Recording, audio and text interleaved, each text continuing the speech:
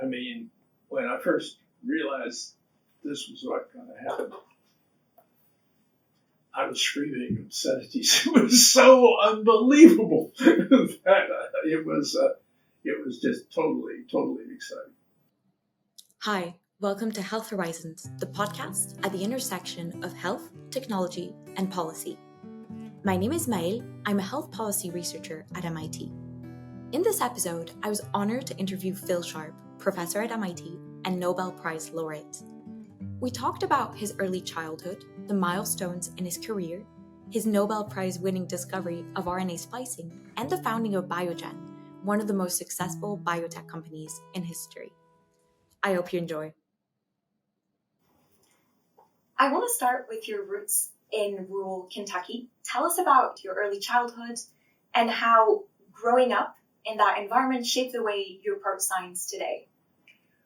I was born on D-Day, the day that the Allies went across the Channel and attacked the Nazis in France in 1944. And on a small farm, actually, my parents at that stage were tenant farmers.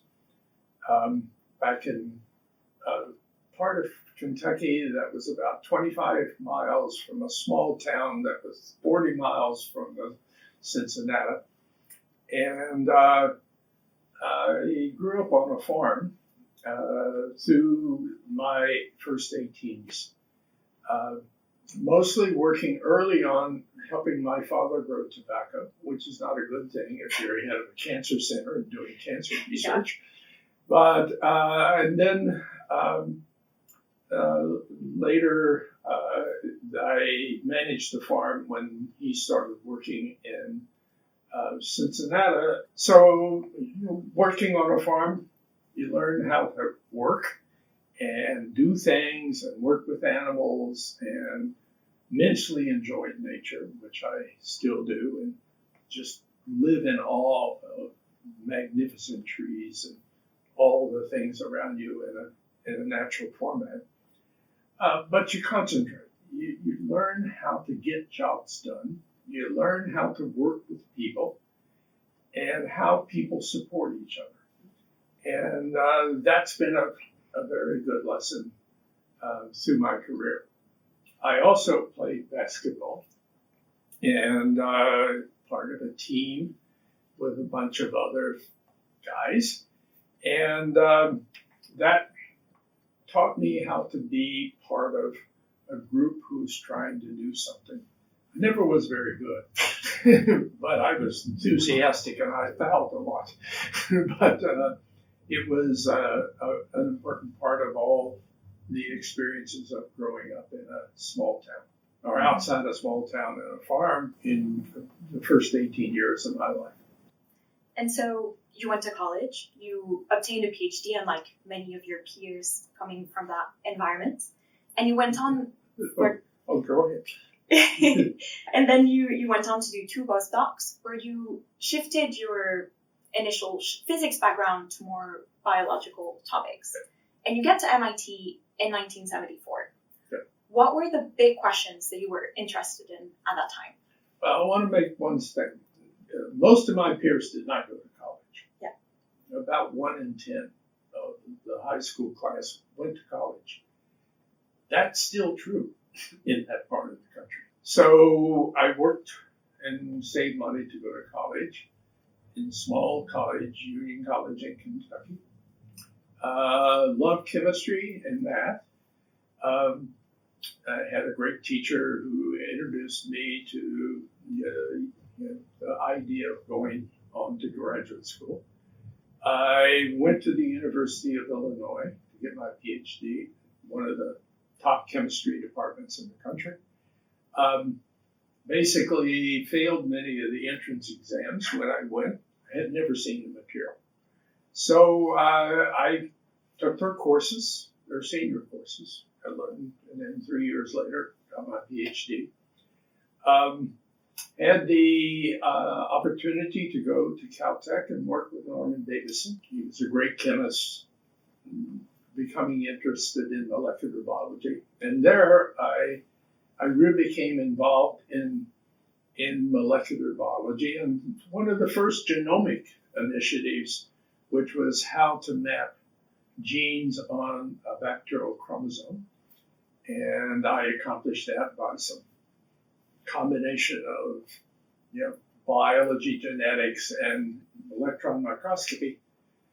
But that was all in bacteria, but even in the early 70s, this was 69 to 71 when I was at Caltech, it was becoming clear to me that some of these problems of how genes function or are regulated, which seemed the core of biology to me, could be addressed in mammalian cells.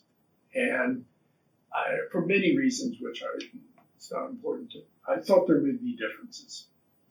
So I wanted to work with a system in mammalian cells that I could map genes. And at that stage in our technology, that had to be with a DNA tumor virus. So I started working with these viruses that cause tumors in animals. We wanted to understand how cancer occurred through the genes of that virus. And as well, I wanted to understand how those genes were expressed.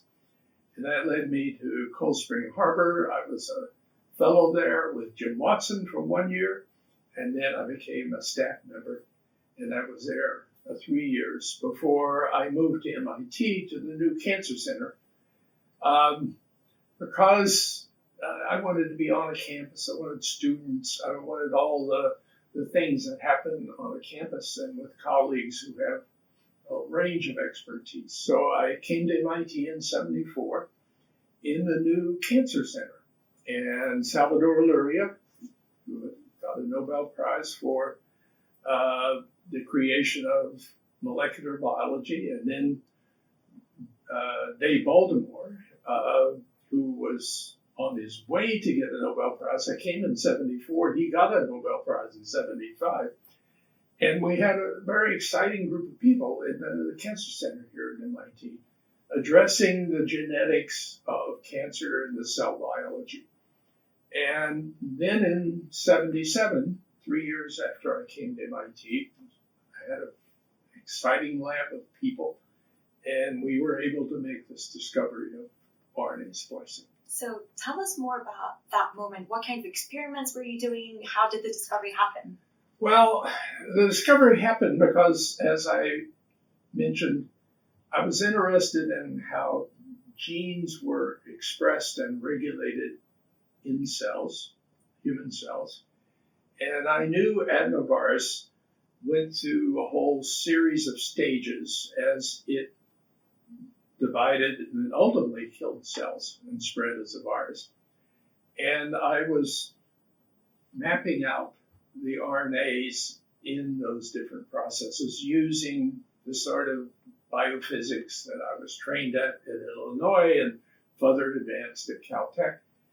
And I found that there was some very long RNA in the nucleus of these cells and a shorter RNA in the cytoplasm.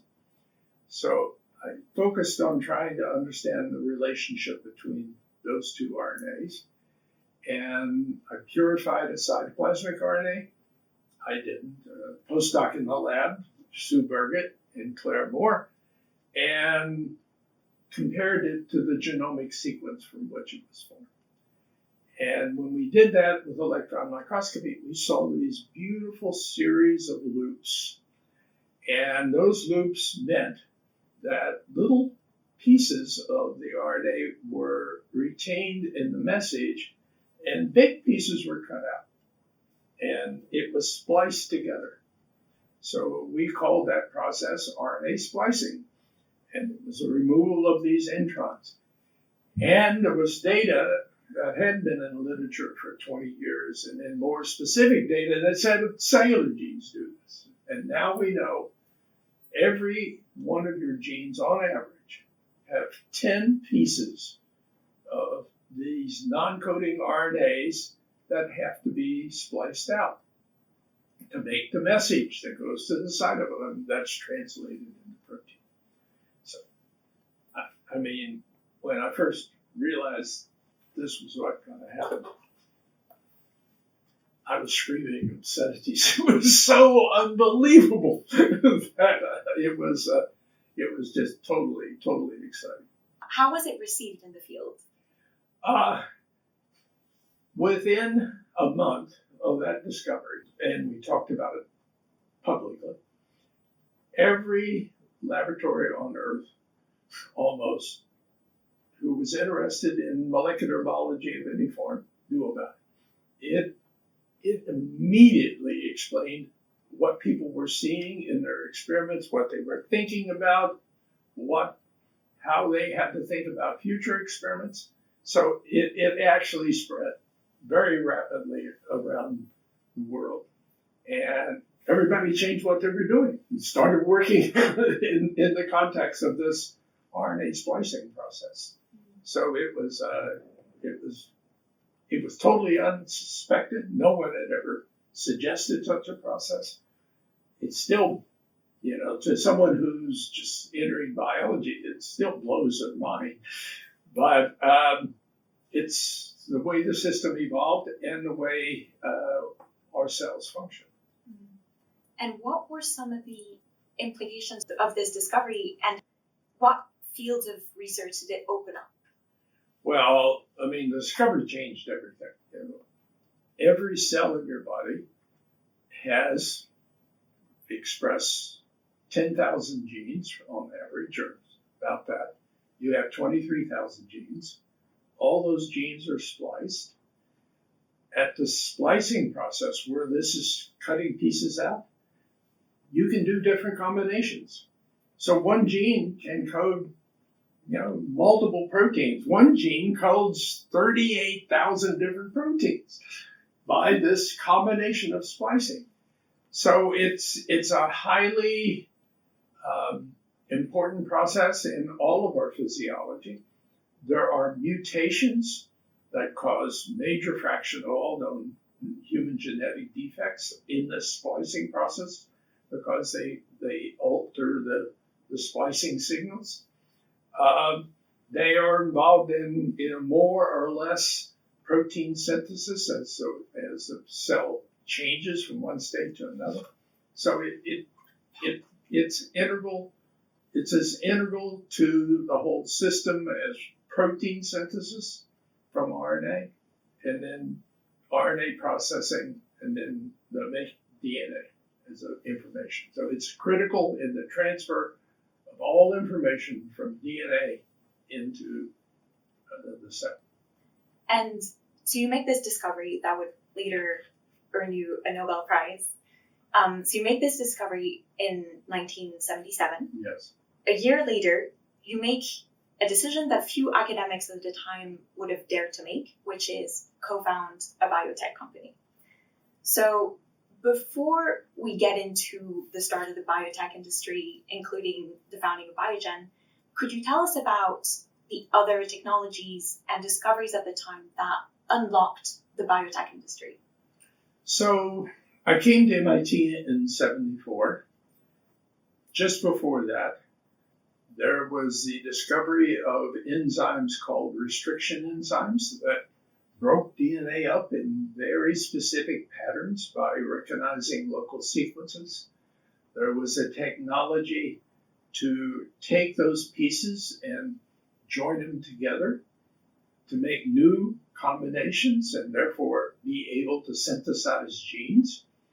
There was the technology to synthesize the DNA, not collect it from cells, but take directly the sequence you want and make it. And that chemical synthesis. And there was the technology of DNA sequencing.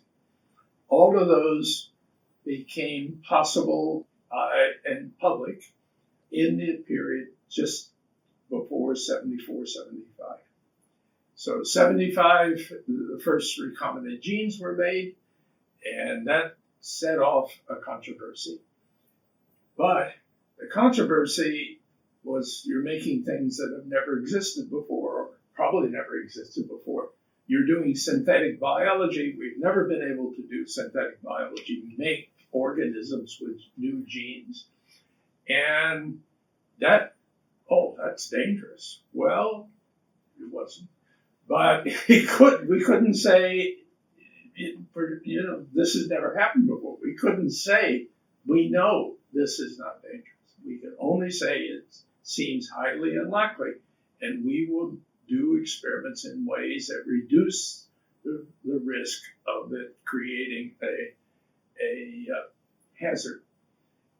Then the other side of it is, here we had the equivalent of being able to do synthetic chemistry, but in a biological world. We could make chemical compounds, never existed in nature. We can make them. We started that hundreds of years ago. Here we can make organisms that do things, that could make new sources of energy, that could create agricultural products, that could create novel medicines. So we had this possibility of creating a whole new endeavor in the practical world that could benefit mankind. So in 78, a venture capitalist, well, it's actually in 77, a venture capitalist contacted me, cold call. I knew nothing about biotech, and I certainly didn't know anything about venture capital. Cold called, asked me to fly to San Francisco to consult on the investment in a new company called Genentech. And so I flew out. Herb Boyer, Bob Swanson made the pitch about this new company, making insulin, human insulin to treat diabetes, human growth hormone. I looked at the science, the people, what they were doing, and I said, they're going to do this. I didn't know if it could be an industry, but they're going to do it. So they made the investment. Lilly supported them through the insulin process. And then in 78, we started talking. Got Wally Gilbert at Harvard involved. We got a number of European scientists involved. And that led us to a conference in Europe, in Geneva, Switzerland, where we talked about what was possible. And then in the late fall of 78, we decided to start Biogen. The thought in Biogen was we were going to be the biotech company on the east coast of the country and all of Europe. And Genentech was going to have the west coast and all the Asia. So that was the idea. Little did we know that 30 or 40, 50 years later, there would be thousands of biotech companies. But we launched in Geneva, Switzerland, and then in the early 80s, moved here to Cambridge, right beside MIT. And it's the second oldest biotech company. It's the oldest freestanding, meaning Genentech was acquired by Roche. Biogen is remaining. Then Amgen came shortly thereafter. And those are two large pillars of biotech. So and I was on the board for 29 years. I led the scientific advisory board for most of those years. And it was an incredible experience. And now there's millions of people who have benefited from this technology who wouldn't be. The quality of their life has been transformed. It's just been an extraordinary experience, and it's going to continue decades from now. We will be making products that support people, clothing, food, medicines, the environment, how to monitor the environment and try to reduce the damage on the environment and change. It's just, to be able to say in a little bitty way, I helped that. It's just an extraordinary piece of my experience. What did you learn the most at Biogen that you couldn't necessarily have learned in the academic environment? Oh, when you're part of a company who is doing science and then doing production and then doing regulation and then doing marketing and working with capital markets and labor and city regulation, state, federal. There's such an integration of problems and expertise that you almost impossible to get as an experience when you're just being an academic member, a faculty member. You teach, you train students, you do research, you publish papers, you go to meetings, and if your work is relatable, occasionally you consult. You consult for federal or other nonprofits and other things, but to see all those problems coming within a living, dynamic organization where you have to solve them and where they interact with each other. If you can't get it regulatory approved, you can't do the science. If you can do the science and it isn't a market, it's not going to be a company. So it has to be integrated, and it has to be a lot of people with a lot of different expertise working together in a meaningful way, because if one of them falls out, the whole thing doesn't work.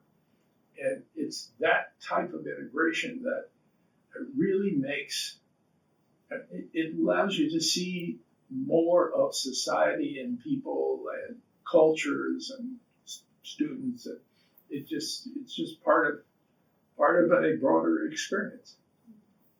You also co-founded Alnylam Pharmaceuticals in 2002. Yeah. How did that experience of founding that biotech compare to founding Biogen? Well, in 2002, let's go back a few years before that. Again, a stunning discovery by Andy Farr and Craig Mello that double-strand RNA, the RNA world that I live in, double-strand RNA, if you introduce it made from a given gene, if you introduce it into a cell, can silence that gene. We had no anticipation that was possible, and that the signal was double-strand RNA. So then Andy Farr had worked in my lab as a grad student. He was a close friend. He's still a close friend. And I became aware of that work through our relationship with Andy and Richard Carthew, another grad student who was working on a related product. So David Bartel and I and Tom Tuschl and Phil Zamor, the last two were postdocs, started working on the biochemistry because I wanted to know how this works in terms of RNA. And that came to a Tuschl discovery that a little snippet of RNA, 21 nucleotides long, was a signal as a double strand in the cell to silence that gene. So here we had 2001, the structure of a little RNA, 21 nucleotides long that would silence a gene. All we needed to know was the sequence of the gene.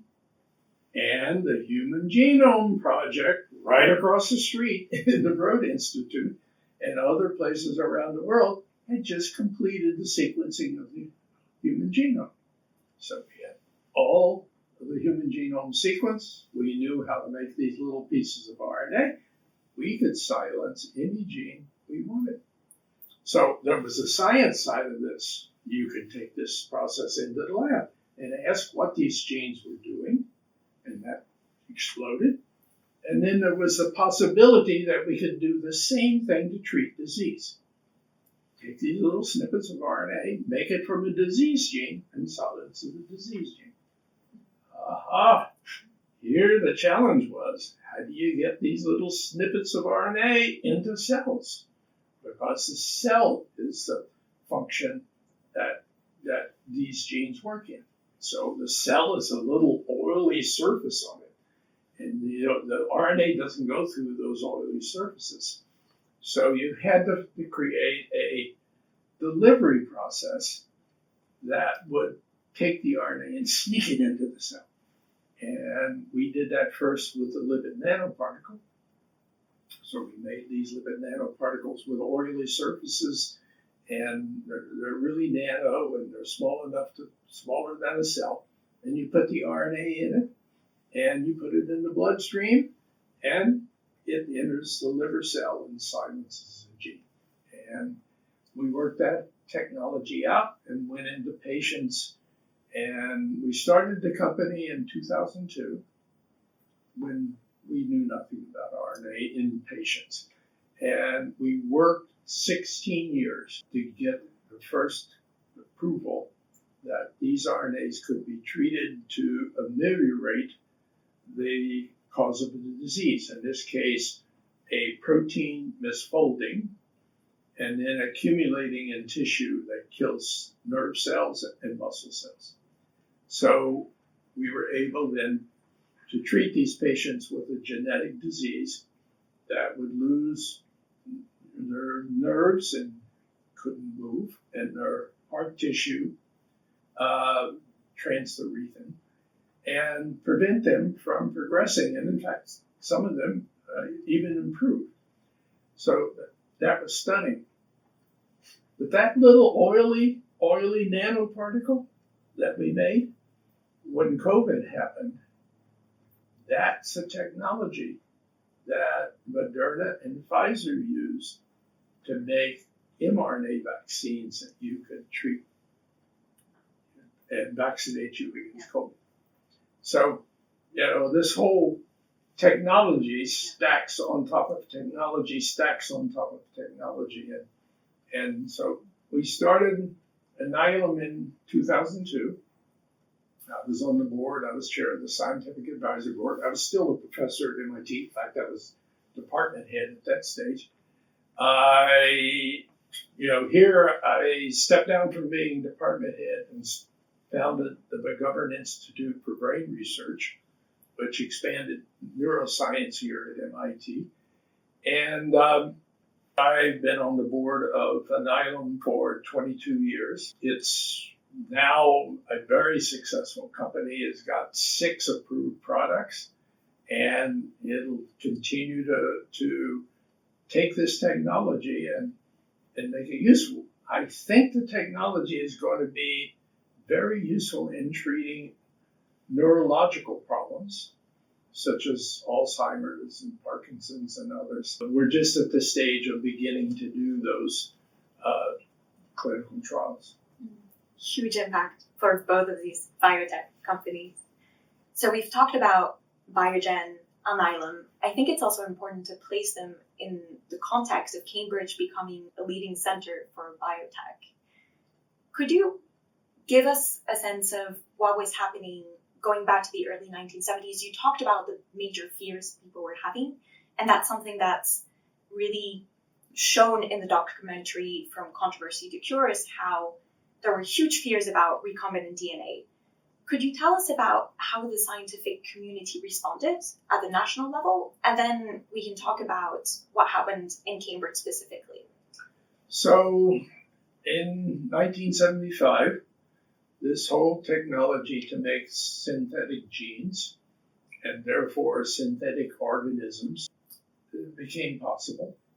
It was on the front page of every newspaper in the country. It was the evening news lead: recombinant DNA, make genes, new organisms of potential great importance to society.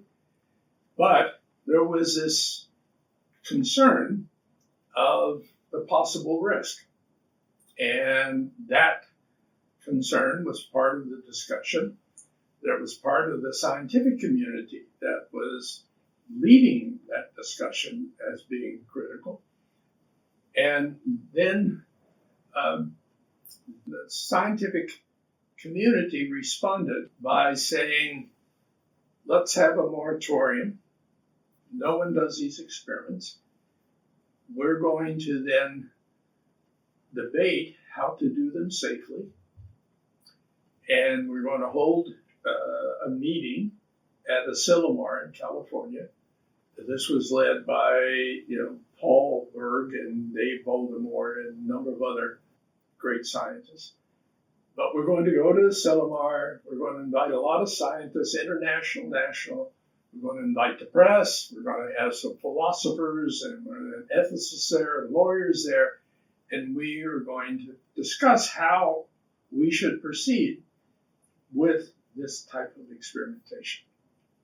I was at Silomar, one of the great experiences. And so there was this debate, and there was the proposal that had been thought about before to develop a series of guidelines where some experiments were just said, we don't know what's going to happen. It seems that there might be some risk there, so let's just put those aside, say we don't do those.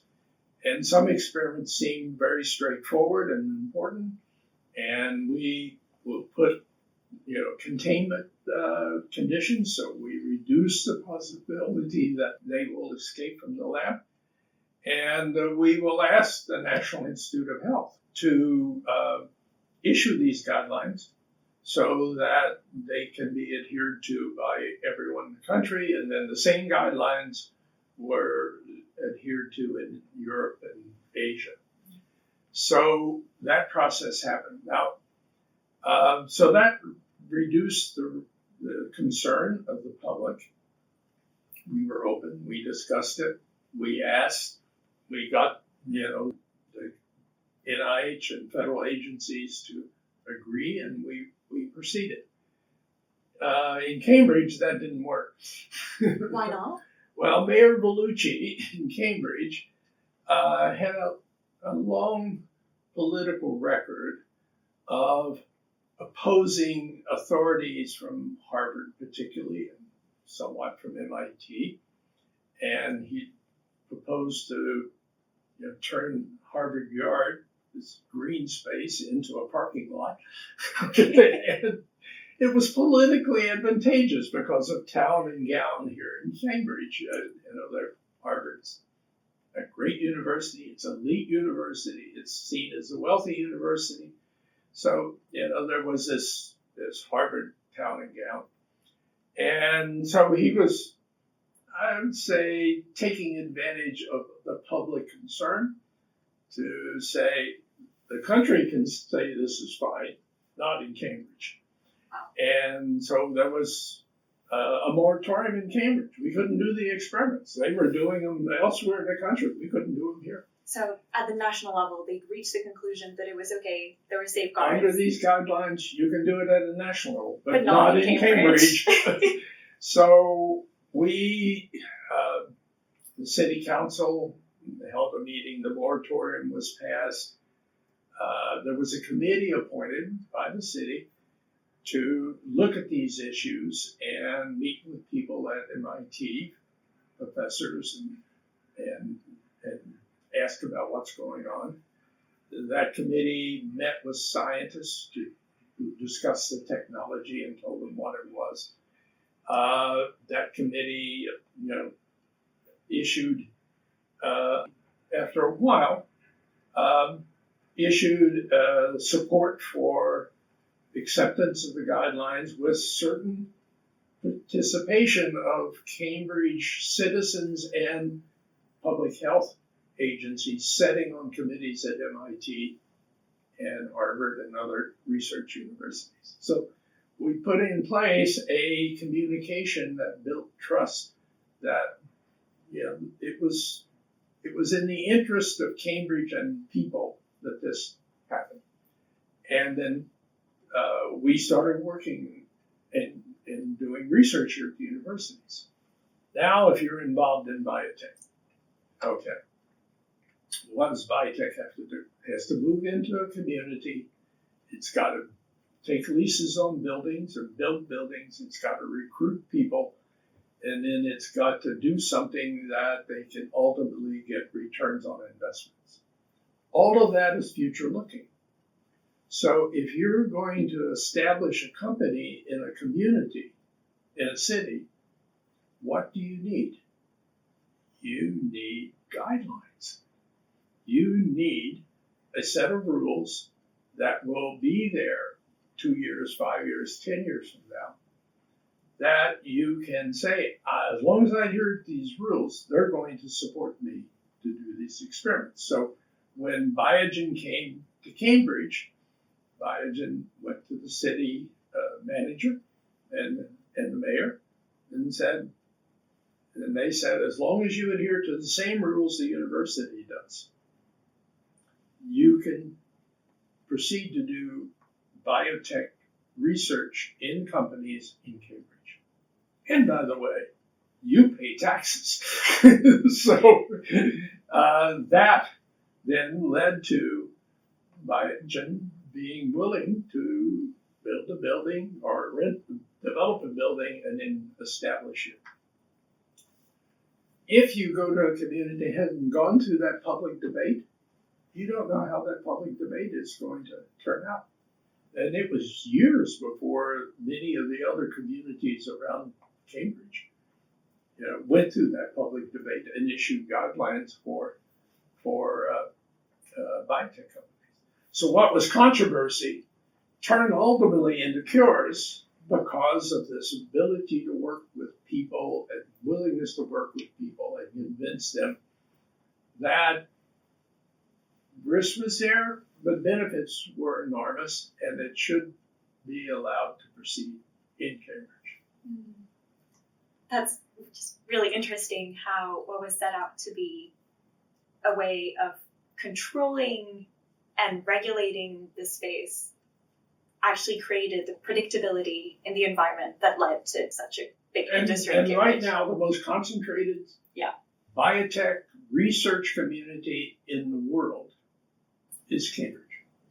With Harvard and MIT, and across the river from Mass General Hospital and the Harvard Medical School and Tufts and all the others, Children's and others. This is the most concentrated biotechnology research, life science research community in the world. It's just an extraordinary development.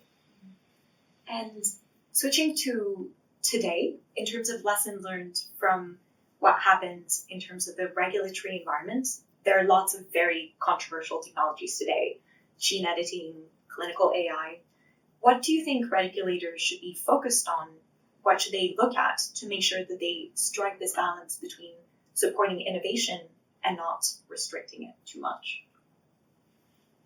I think there's some pathways that even the recombinant DNA debate in the 70s suggests.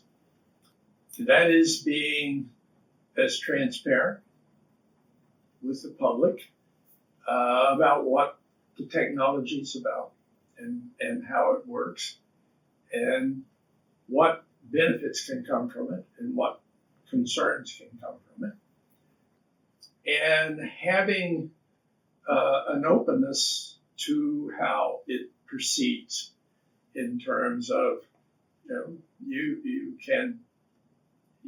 know what you're concerned about. Now, sometimes the concern isn't the one, the real concern isn't the one you're thinking about, it's something else. And the only way to deal with that is to continue having a dialogue and monitoring and listen, being aware of what the implications are. But we as a group of people, 8 to 9 billion people on Earth, are that number because of the technologies we have developed over the last 1,000 years. All right? That technologies is everything from building buildings and cars and food production and all of that. And if you go to parts of the world where most of the 8 billion people live, or 7 billion, their standard of living is, some of it is really very poor. That's mankind now, right? We are not going to go back to 1 billion people or 100 million people. We need to be able to continue to have technological advances that provide food and housing and help to people around the world, control disease and hopefully continue as a group of human beings caring for each other and supporting each other in the future. Because we can't go back. We can, population can go down, environment can get better, all of those things that are stressful can get better. But we're not going to do that by going back to being primitive farming. Believe me, I was there. We're going to need to find a way to take new advances, use them wisely, and improve the quality of life for people. I think another lesson that can be learned is that just as it was in the 1970s, technological readiness is not the main driver adoption. It's building trust, it's social acceptability. What are some of the other ways to build that trust, especially what advice do you have for scientists who build these technologies and how to build that trust? Building the trust to use these technologies is critically important. And just like a company, if any part of the process fails between discovery and application, the company fails. And same in society. You got to have discovery, you got to have translation acceptance, and you've got to be able to use it and monitor its use, and as a society decide what you want from it. So it is a critical part of the process, but all the pieces of that process are important.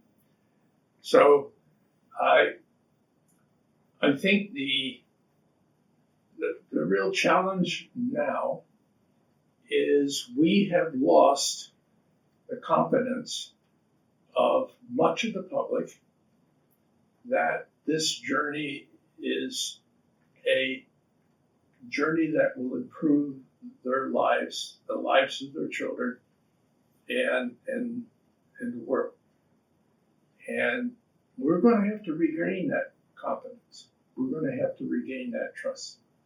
Not by being elitist saying, I know you should listen, but by being willing to engage in a conversation with them about why I find this terribly important, something that we need to develop, and why it would be beneficial to them and their objectives. Now, you're not going to convince everybody, but you can build a trust that supports it going forward. And I think that trust has really been challenged over the last several years in a way that, in a chaotic way that it's never been challenged before. So hopefully, we're going to have to build that trust. All right.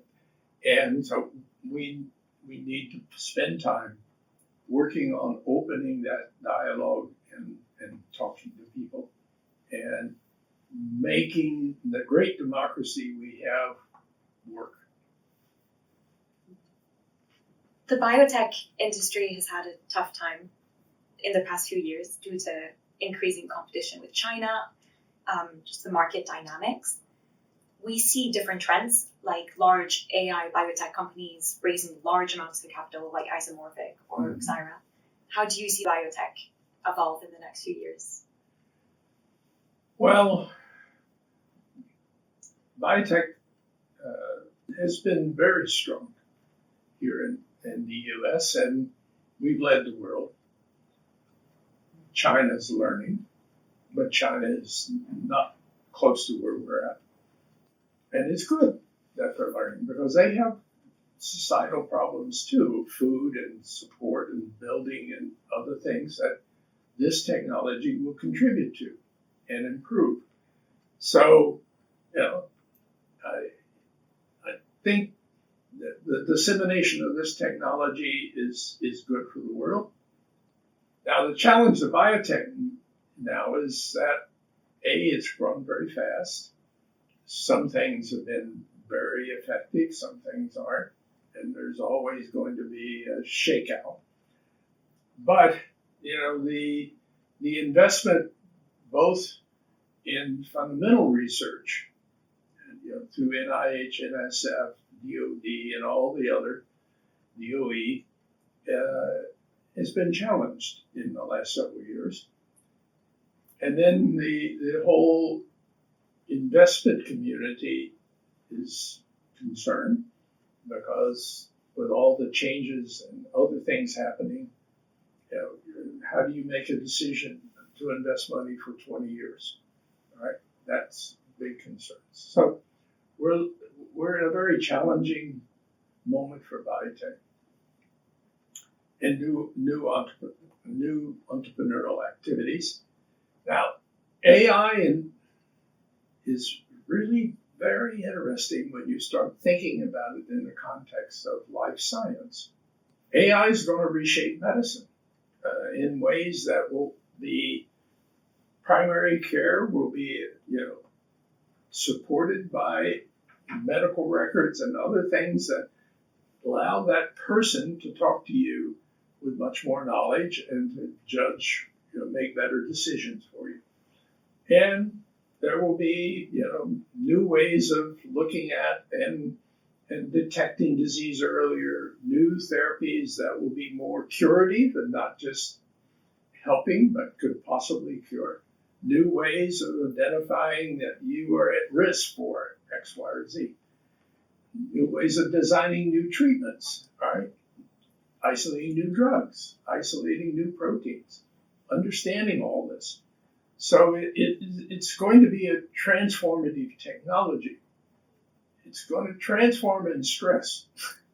And, we're going to have to deal with it as a society. I mean, I'm always a little concerned when a scientist says, I have the truth. Right? I was at a meeting in the National Academy in Washington, and president of the Academy said, and we are telling the truth.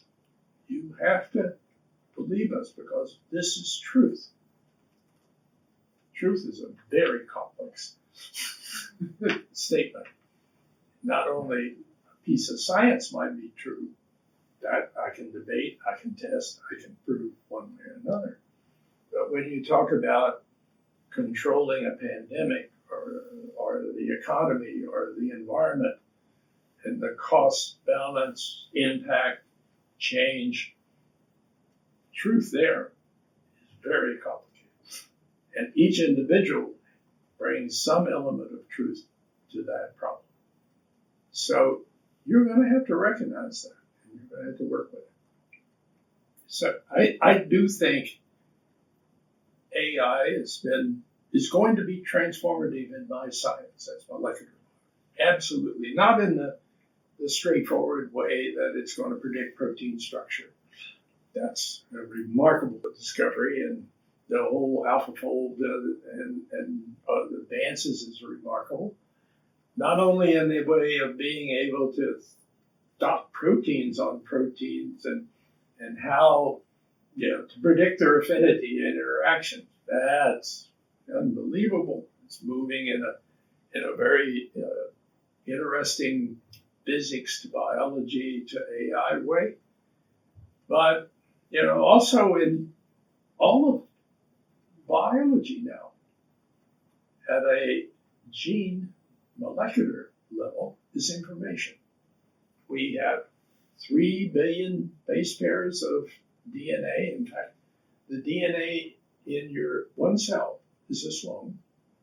It's so thin that you couldn't possibly see it, but it's very long letters, right? And it's all interpreted in protein and cellular functions and turned on and turned off in a cell that maintains all those 10,000, 20,000, 100,000 different forms of the proteins to carry out, energy coming in and cleaning up the mess and making new proteins and dividing and all that.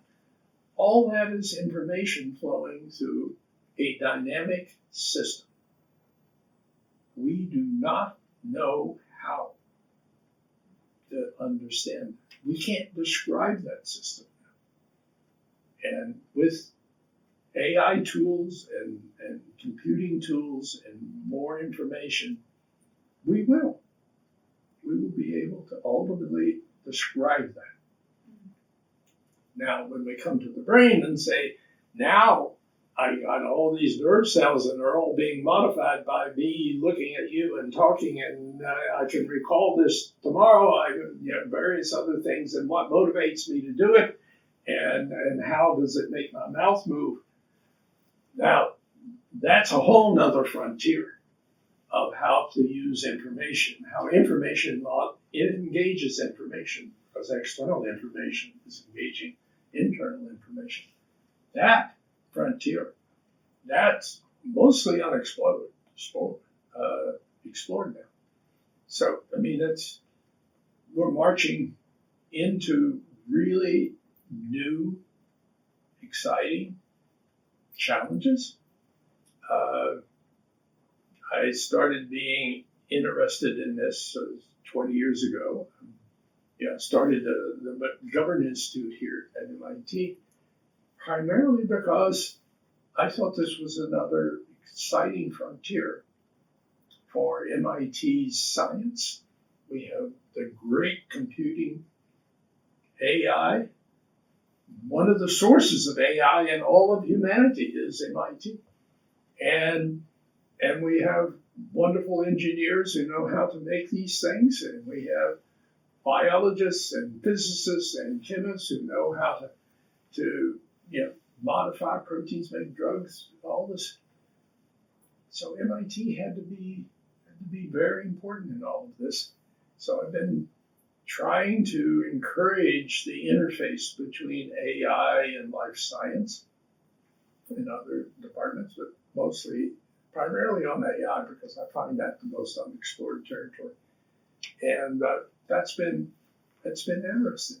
It's really fun to be at a great university with brilliant people around you, brilliant students, undergrads, grads, all engaged in this polarity of engineering and science to understand problems of society.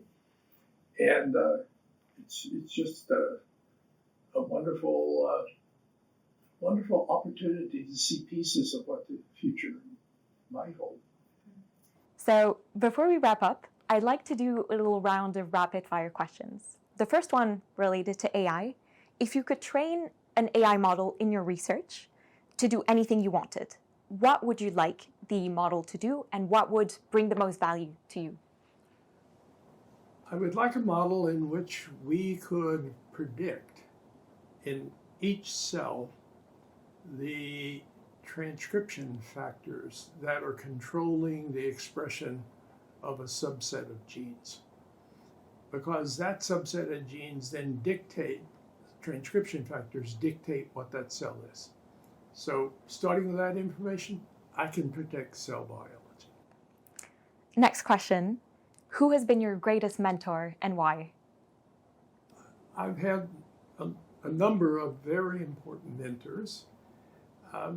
One here at MIT, after I was a professor, was Dave Baltimore, who was my colleague in the Cancer Center.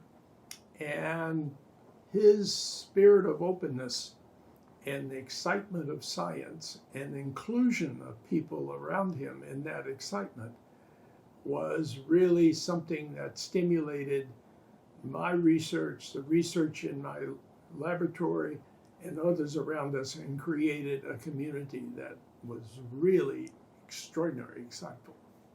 Okay. What will your 1997 self be most surprised or shocked about science today? As a scientist in 1977, we knew almost nothing about the gene structure of human cells. What I'd be most excited about, if I could transport information back to 77 from today, is knowing the sequence of the human genome, and therefore the sequence of all genes, and therefore how genes are expressed to carry out all these wonderful things that happen in our cells. Okay. And last question, if you could pass on one scientific value to the next generation, what would that value be? Integrity in science or in life. Do what you do with integrity, openness, and with the objective of impacting on other people. Thank you. On these very inspiring words, I think it's a great place to end. Thank you so much for your time. Thank you. Thanks for listening to this episode. A special thanks to all the listeners who shared feedback on the first episode, as well as to Alex and the MIT Jameel Clinic for our partnership on this one. If you enjoyed it, subscribe on your favorite podcast app. Thank you, and see you next time.